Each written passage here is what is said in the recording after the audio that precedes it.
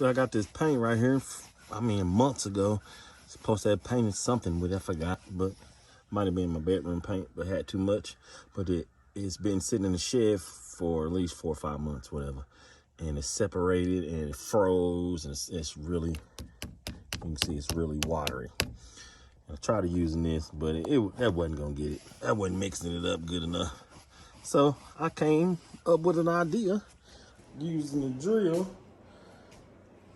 This is a old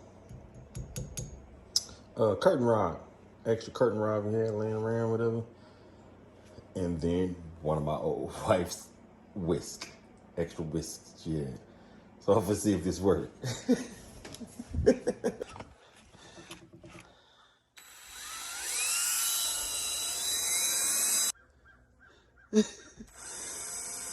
I hope the whisk don't fall off. It worked. Whoa.